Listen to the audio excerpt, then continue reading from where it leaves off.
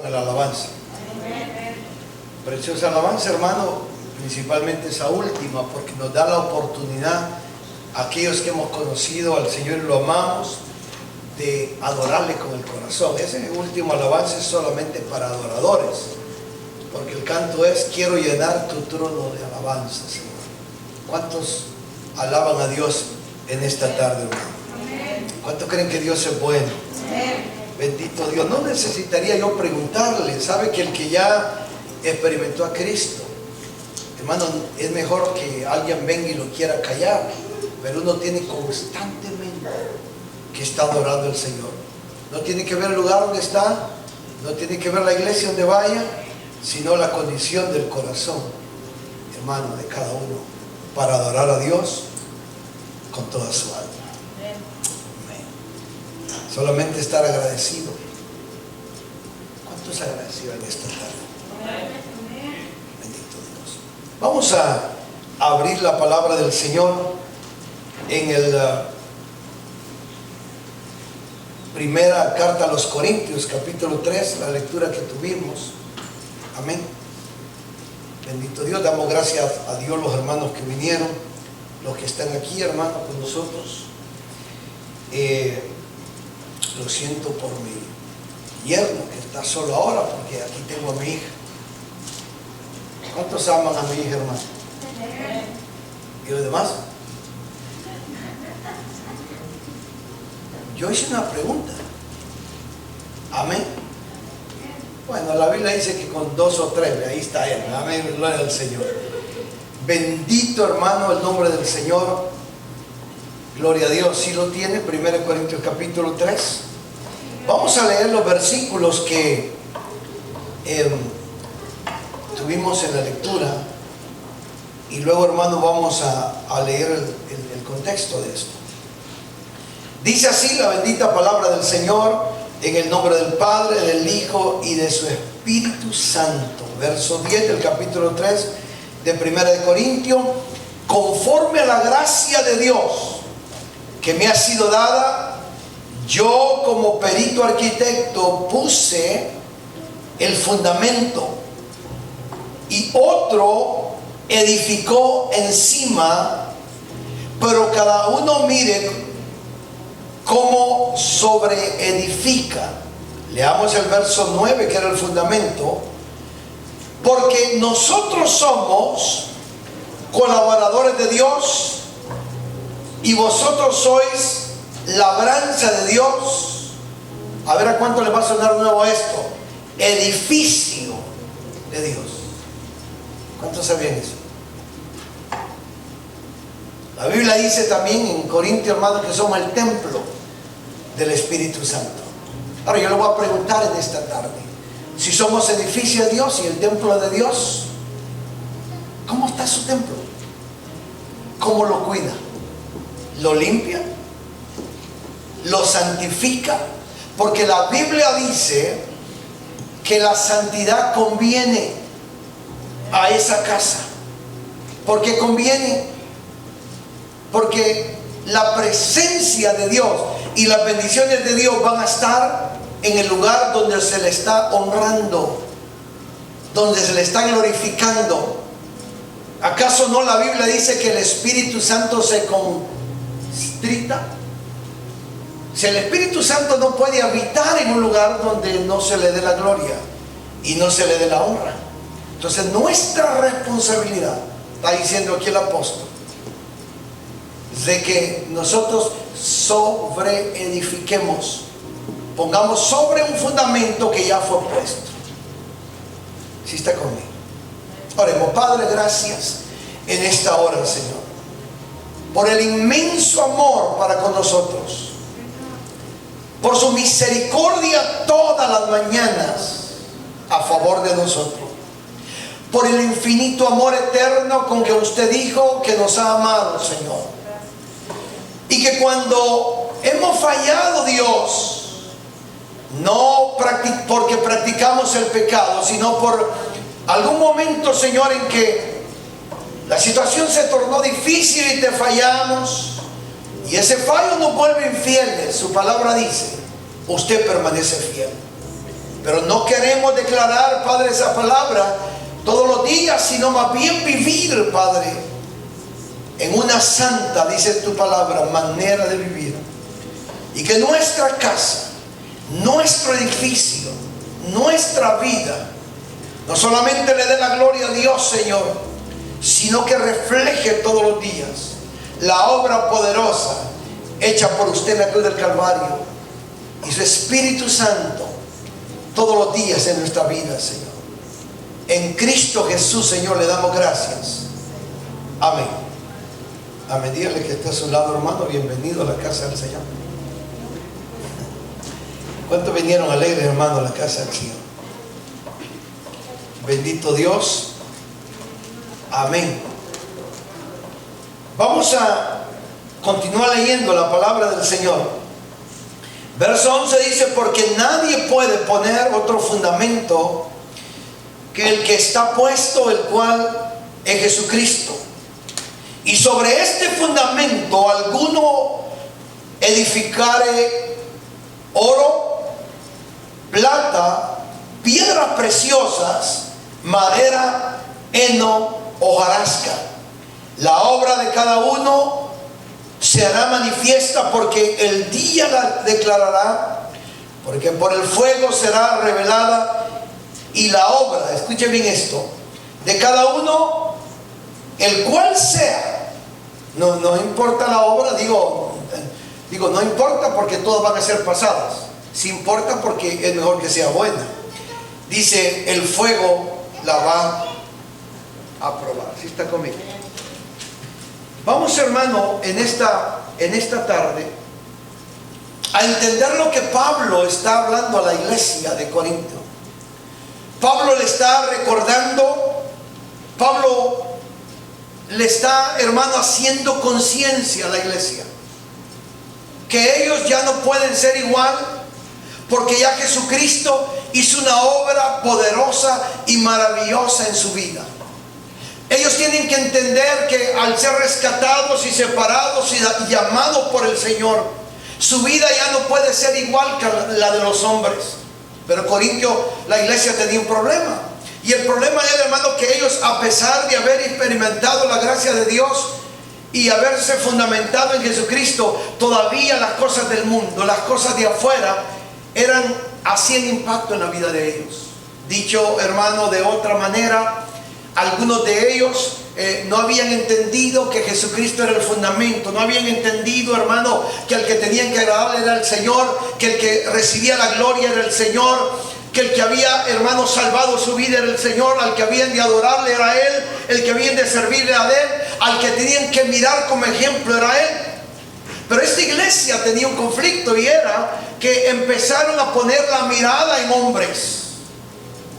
La mirada, hermano, en aquellos que les ministraban la palabra. Y si bien es cierto, Pablo dice que los que ministran la palabra, aquellos que lo hacen bien, dice que hay que tenerlos en una buena honra, pero nunca sustituirlos a ellos por Dios.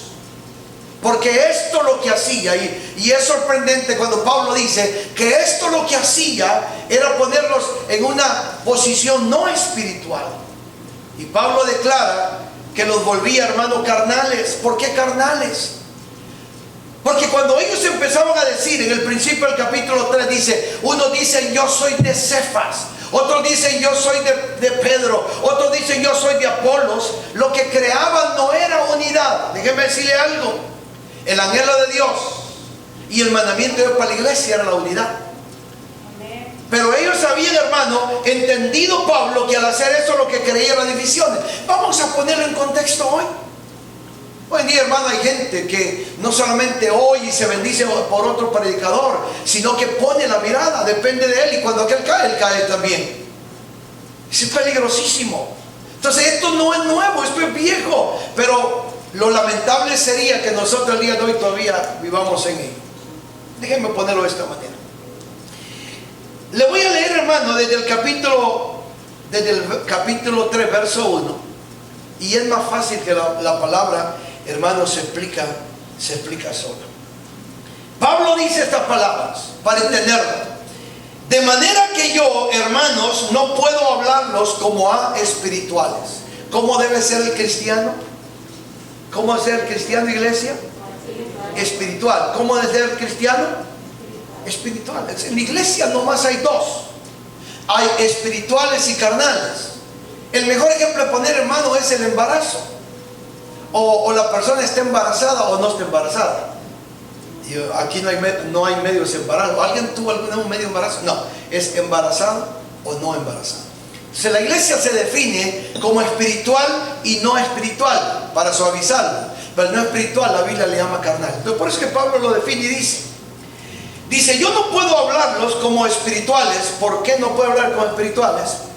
Sino como a carnales, como a niños en Cristo. La palabra, hermano, carnal, la Biblia lo compara como un niño porque vive por las pasiones de él. Un niño, hermano, no tiene la madurez necesaria para discernir muchas cosas ni para vivir. Por eso lo es así. Verso 2 dice, os di a beber leche y no comida sólida, porque aún no eras capaces, mire, y ni sois capaces todavía. Yo le pregunto, hermano, si esta palabra Pablo la estuviera predicando aquí, hay dos cosas que hay que entender. Número uno, que está hablando el Espíritu Santo. Segundo, que Pablo está diciendo, sin señalar individualmente a alguno, pero está diciendo que hay espirituales y hay carnales. Ahora, ¿quién lo sabe? Lo sabe Dios y lo sé yo. Esto es bien importante que lo entendamos. Dice Pablo, verso 3, ¿cómo lo define? ¿Cómo entiendo, hermano? ¿Alguien quiere saber cómo entendemos cuando uno está carnal y no está viendo en el Espíritu? ¿Alguien quiere saber? ¿Alguien ya lo sabía? Yo lo voy a señalar más de algo. ¿Alguien sabía? ¿Alguien sabe cómo saber? ¿Cómo entiendo yo que soy espiritual? ¿Cómo entiendo yo que no soy espiritual? ¿Cómo entiendo yo que soy carnal? Bueno, ahí está, ¿verdad? Dice el verso 3, para que yo me libre de esta palabra. Dice la Biblia, porque aún soy carnales, pues habiendo entre vosotros, diga conmigo, celos, contiendas, disensiones, divisiones. Es una pregunta. ¿No sois carnales? Y esto es importante que lo subraye. ¿Y no andáis como hombres?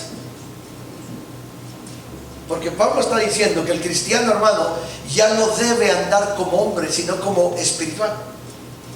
O sea, el pensamiento del hombre natural, hermano, es egoísmo, es división, es preferencia, es todo lo que se imagina. Pablo dice, hermano, en Gálatas, manifiestas son las obras de la carne: enemistades, pleitos, celos, contiendas, disensiones. Entonces el conflicto no es que yo no sepa si soy carnal. El conflicto es que no quiero aceptar que soy carnal. Pero el hecho que acepte o no lo acepte, aquí le viene esto, agárrese, no me cambia la manera de vivir. O sea que el que vive, hermano, en el Espíritu, ese va a manifestar las obras del Espíritu, que son paz, paciencia, el fruto, paz, paciencia, benignidad, templanza, dominio propio. O sea que se contiene a dar respuestas, que se contiene a criticar, que se contiene, o sea, hermano, se frena antes de hacer. Entonces ahora entendemos. No importa lo que piense, es cuestión como yo viva, eso voy a manifestar. Esto es lo que Pablo está diciendo.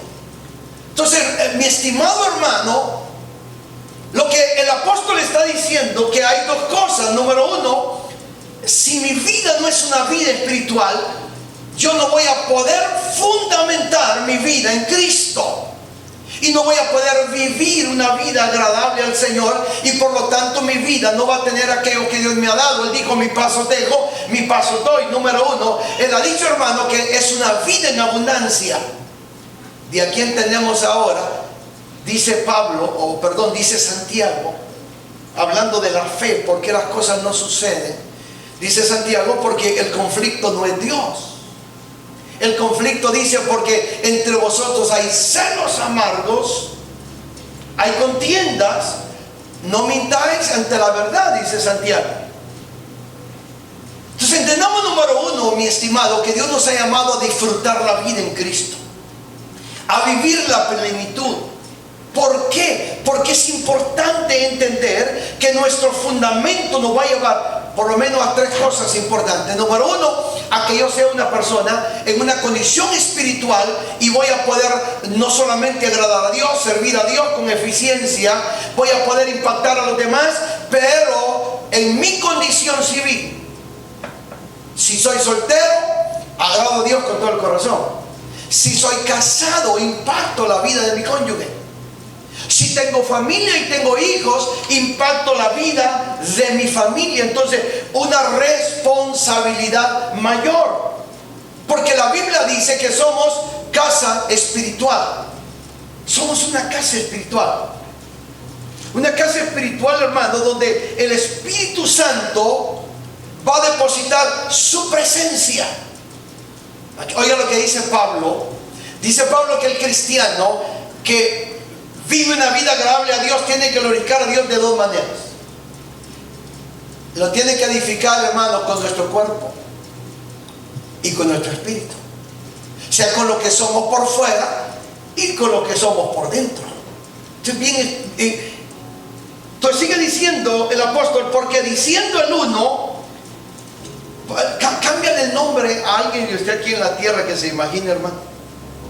Dice, porque diciendo el uno, yo ciertamente soy de Pablo, y el otro, no soy de Apolos. Pregunta, ¿no sois carnales? Entonces no se enoje cuando alguien se acerque y le diga, hay gente que idolatra al predicador, hay gente que idolatra. Entonces usted simplemente use la Biblia y dígale, hermano, tú eres carnal, y se te ve enojar. Pero si se enoja no es tu problema, porque Pablo lo está. ¿Cuántos se enojarían aquí? Yo creo que muchos. Pero le está diciendo, hermano, el hombre que pone la mirada en él, en el hombre y no en Dios, él lo mira como una persona en una posición carnal. Esto es bien importante, hermano, que lo entendamos. Sigue diciendo, ¿qué pues es Pablo y qué es Apolos? Son servidores por medio de los cuales habéis creído, y eso según lo que a cada uno concedió el Señor. Yo planté, Apolos regó, pero el que da el crecimiento lo da, hermano, Dios. Así que ni el que planta ni es algo, y esta palabra es fuerte, ni el que planta es algo. La palabra aquí lo que está diciendo que no se sienta algo. ¿Sí me explico? Porque es un siervo de Dios, pero no se sienta algo. Por eso es que la enseñanza más profunda fue la enseñanza de Pablo. Cuando él llega a Atenas, hermano, la gente lo vieron como un Dios, y ellos creían que acercándoselo a él, tocándolo, hermano, o mirándolo más de frente, y hubo tanta necesidad en Pablo y Apolos, creo que fue Apolos, si no me equivoco, que dice que tuvieron la necesidad de quitarse la ropa y de decirle, somos hombres como ustedes. Esto es bien importante, lo que está diciendo la palabra. Dice que no es nada ni el que riega, sino Dios que da el crecimiento, y el que planta y el que riega, porque nosotros somos una cosa, porque cada uno ahora se recibirá su recompensa, porque nosotros somos colaboradores de Dios, y a vosotros sois labranza de Dios, edificio de Dios. Lo que somos en Cristo es la obra del Señor en nuestra vida. Él dice que viene como el labrador y va formándonos en nosotros y quitándonos aquellas cosas, primero, que a Él no le agradan, y segundo, que no nos van a servir para caminar en esta tierra. Por ejemplo, yo soy muy partidario de esta palabra. El orgullo, la soberbia, la vanidad no le sirven a un cristiano. ¿Sí está conmigo? Mira el que está a su lado y solo míralo, no me lo critique. No le sirve. O si no, levante la mano el que me diga, hermano, yo le voy a probar, pastor, que la vanidad, la soberbia, el orgullo sí le sirven a un cristiano. No le sirven para nada. Es más, le estorban la vida en Cristo Jesús. ¿Por qué razón? Porque dentro del contexto, hermano, de la luz de Cristo, en la luz no hay oscuridad. Y todo esto que mencioné es oscuridad. Entonces hay que irse quitando ya eso, hermano. permitir que el labrador lo vaya quitando, que es Cristo Jesús. Dice la Biblia, hermano, conforme cada uno a la gracia de Dios que ha sido dada, yo como perito arquitecto puse el fundamento y vosotros edificáis encima, pero cada uno mire cómo hermano, sobre edifica. Tenía unas citas aquí para avanzar, hermano, y hacerlo más rápido, pero yo creo que me traje el menú.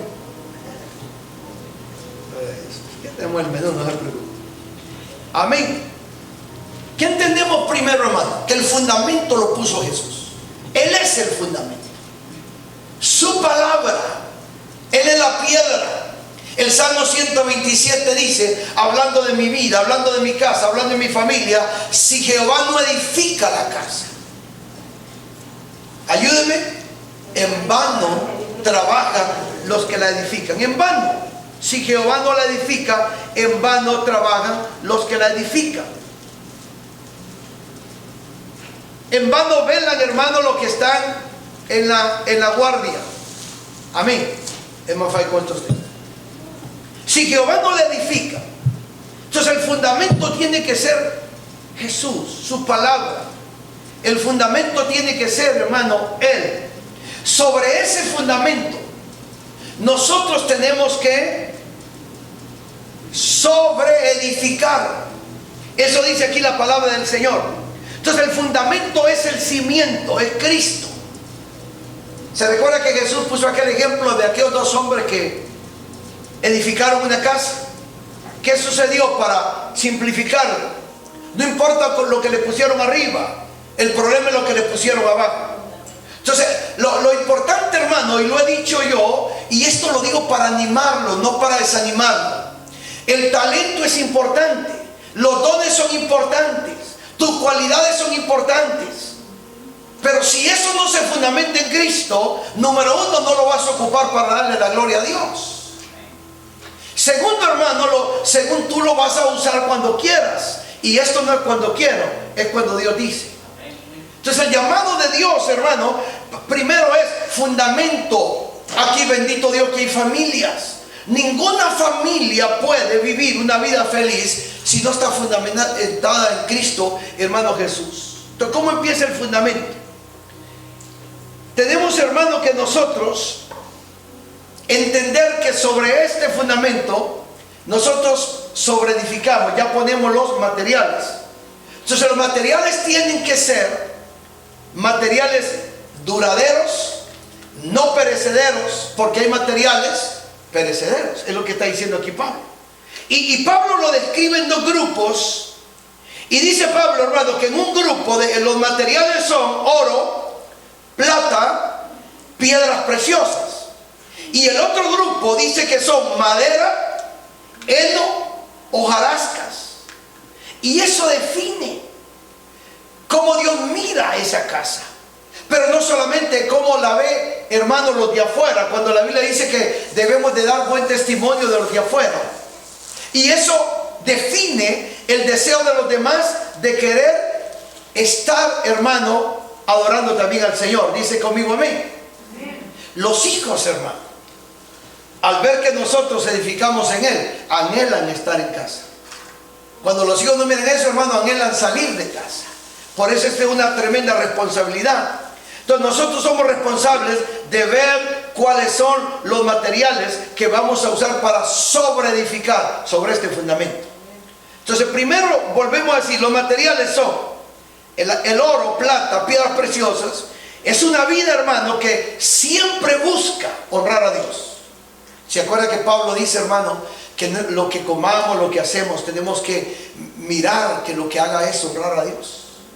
Todo lo que hacemos, hermano, todas tus palabras, todo lo que tú te pones, toda la ropa que vistes, todas tus acciones, los lugares donde vas, la gente con que te juntas, tú tienes que entender y número uno decir, yo soy hijo de Dios. Mi vida tiene que agradar a Dios. Mi vida es llamada para ser un adorador. Entonces esto es, mi estimado hermano, honra a Dios. Segundo, Esto representa, hermano, la oración. Cuanto nosotros oramos, es cuanto estamos debilitando no solamente las tentaciones, sino los ataques del enemigo. Entendiendo que el enemigo nos va a atacar todos los días, a toda hora, pero la defensa que presentamos ante él va a ser la oración. Nadie hasta el día de hoy puede decir que una oración, hermano, le falló. Nadie puede decir que un cristiano que dobla las rodillas, Dios no va a oírlo, Dios va a estar con él. La Biblia dice que es parte de lo que son las armas espirituales del cristiano, son la oración.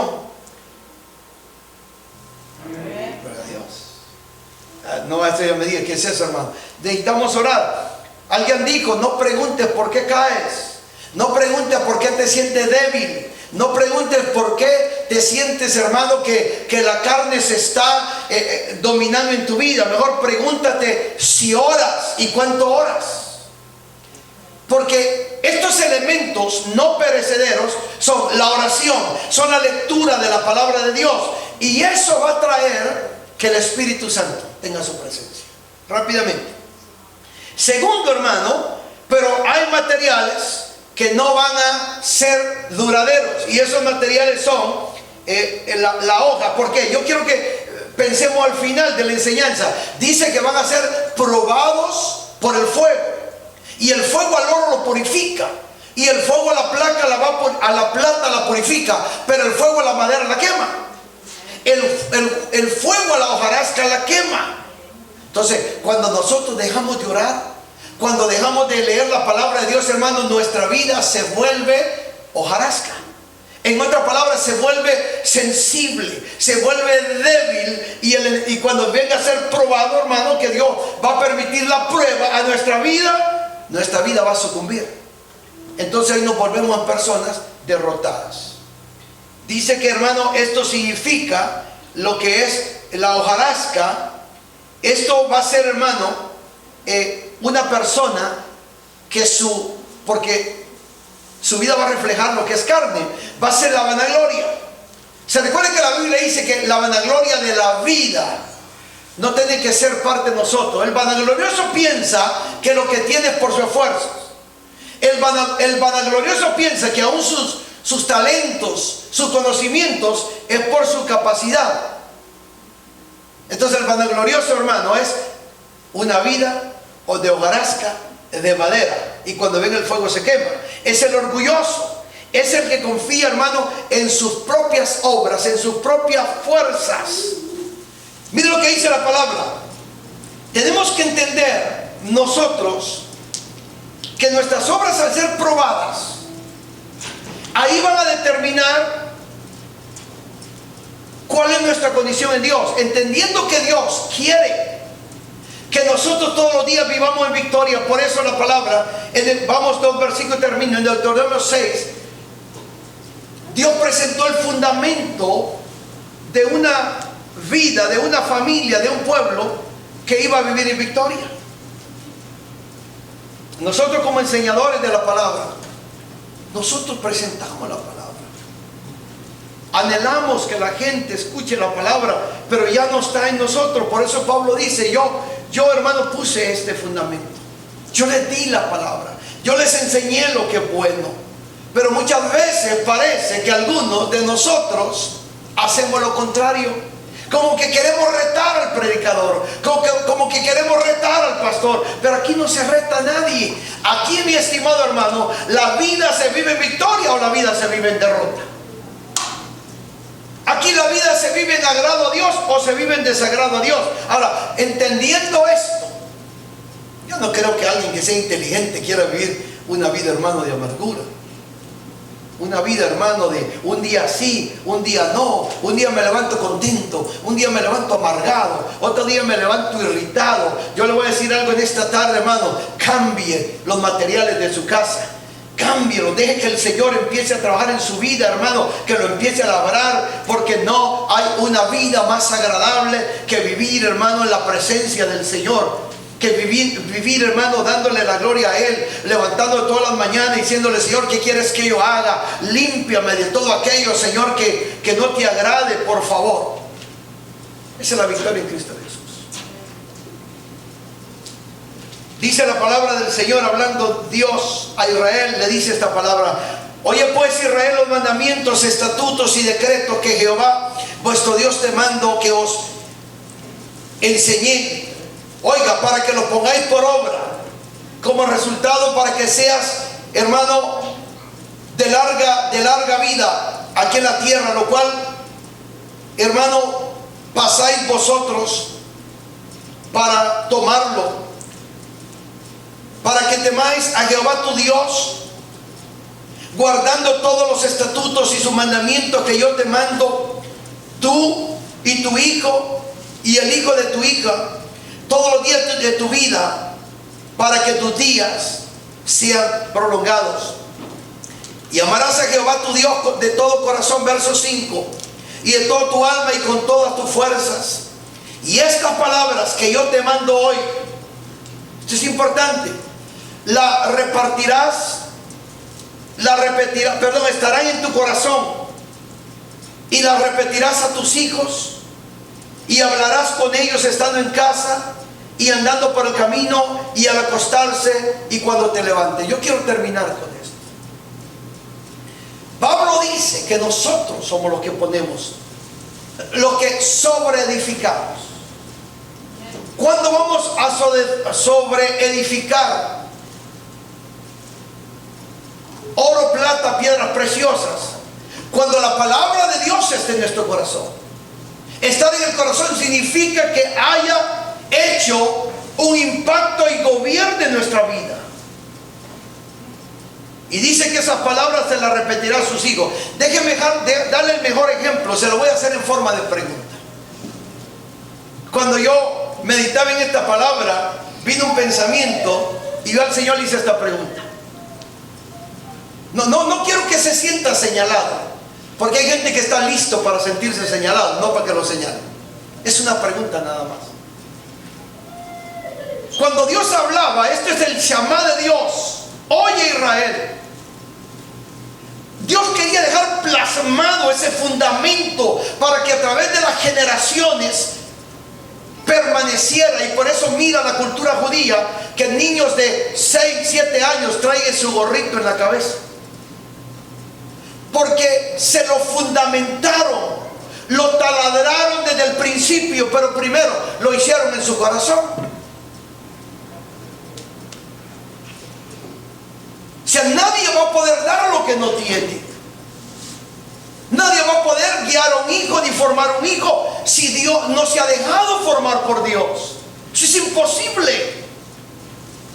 Eso es imposible que mi esposa quiera enseñarle a sus hijas buenos modales, comportamiento, sujeción a su esposo, manera de vivir, si ella no lo está haciendo. Déjeme decirle algo, es imposible.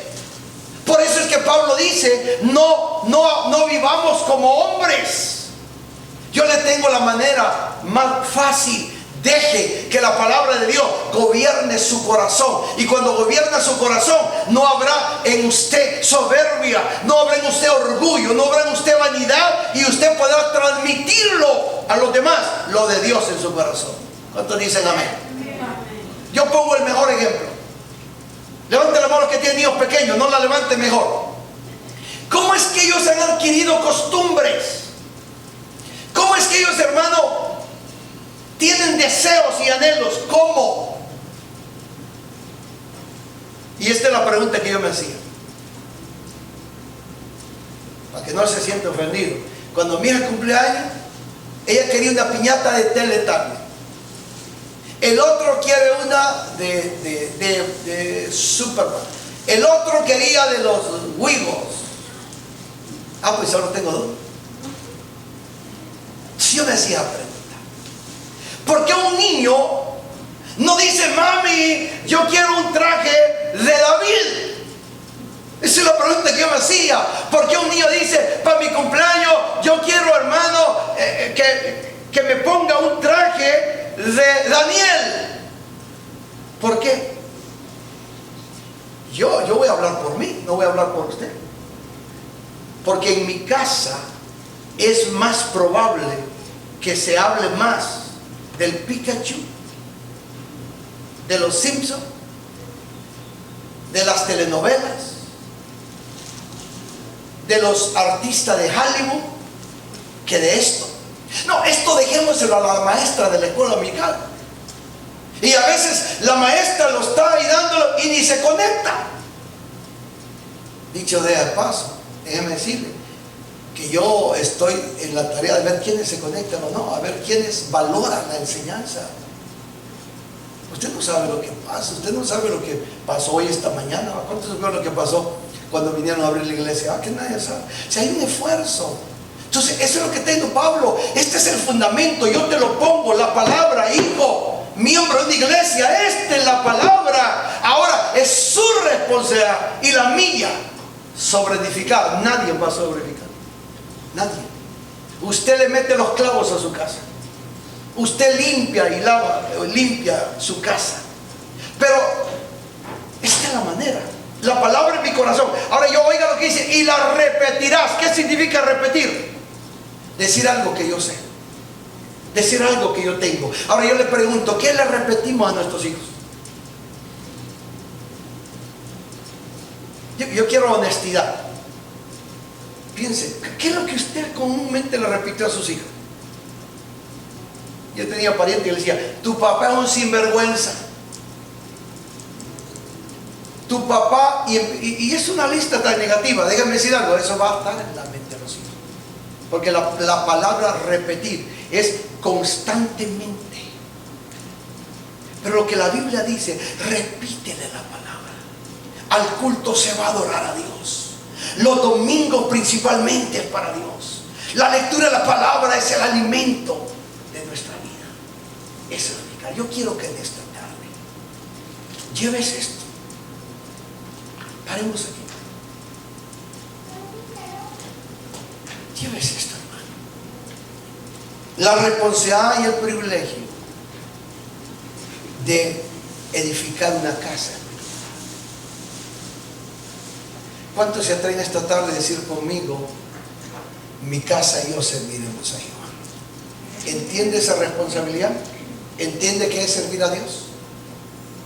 El Señor, cuando Israel iba a llegar, le dijo: Israel, cuídate de no hacer lo que hacen los pueblos. Deuteronomio 28 le da una lista, hermano. Si haces todo esto, te va a ir bien, vas a ser bendecido, vas a ser prosperado. Pero si no lo haces, viene la maldición. La bendición y la maldición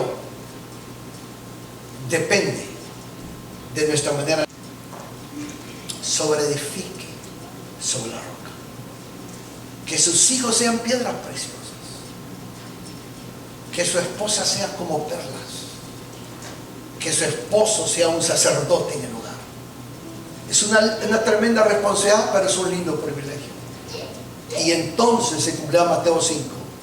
Y el mundo glorificará a Dios, porque mirará nuestras obras. Padre, te damos gracias en el nombre poderoso de Jesús.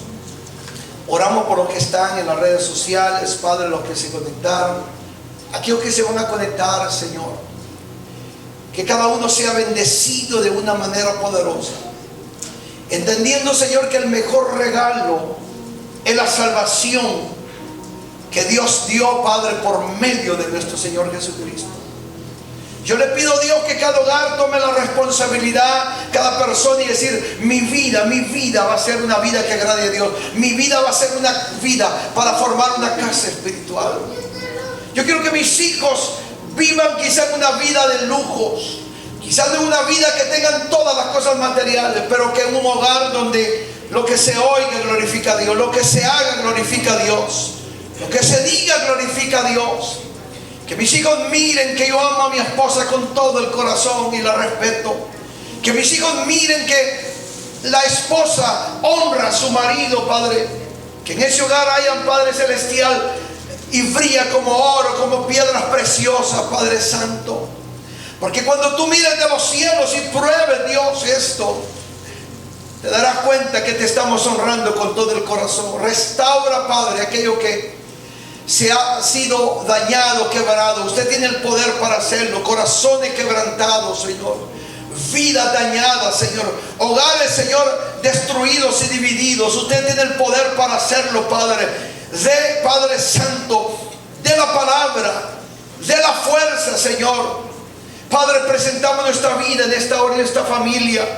Aquí está el corazón de nosotros, Padre, quebrántalo. Aquí está el corazón de nosotros, Padre, usted lo conoce, Dios. Queremos que sea un corazón, Padre, donde la palabra venga y se fundamente, para poderse hablar a mis hijos, para poderse hablar, Señor, en cualquier momento, Señor, del día, y para que ellos también mañana, si usted no ha venido, funden hogares que le den la gloria a Dios, sean hijos, sean ciudadanos que le den la gloria a Dios, Señor. Es mi oración en esta tarde. Yo los bendigo, Padre, en el nombre poderoso de Jesús. Amén y amén, Señor. Amén. Bien, estamos, hermano, a buen tiempo.